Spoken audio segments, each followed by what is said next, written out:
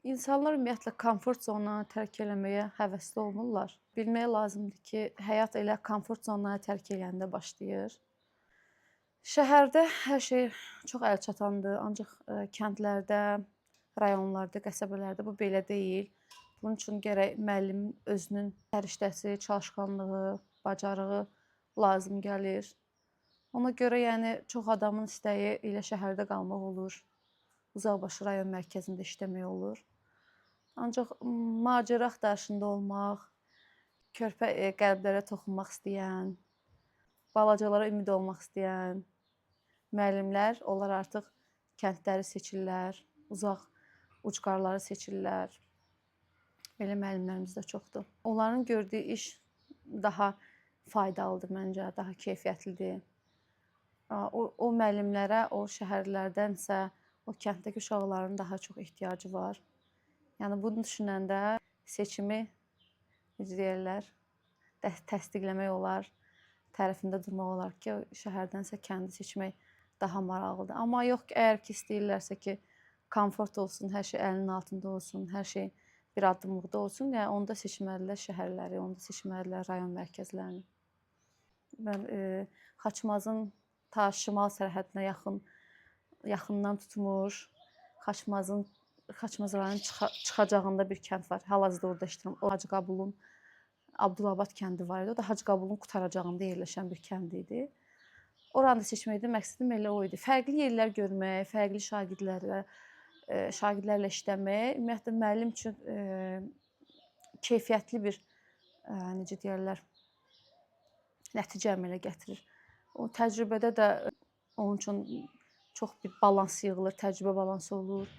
Sonra onun gələcək pedaqoji fəaliyyətində də bu öyrəndikləri, gördükləri çox yəni təsirli olur.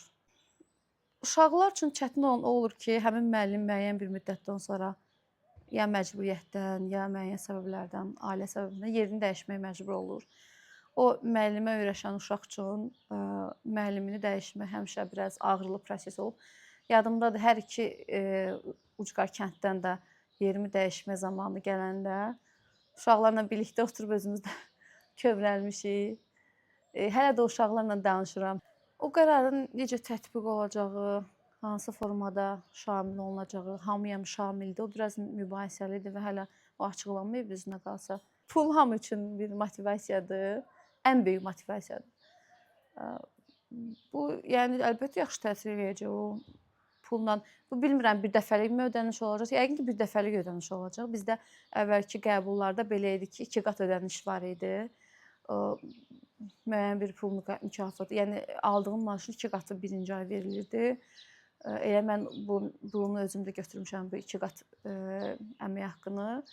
Əlbəttə böyük bir kömək idi müəllimin orada ilkin şəraitini qurmaq üçün, lazım olan müəyyən şeyləri əldə etmək üçün ilkin mərhələ üçün çox yaxşıdır.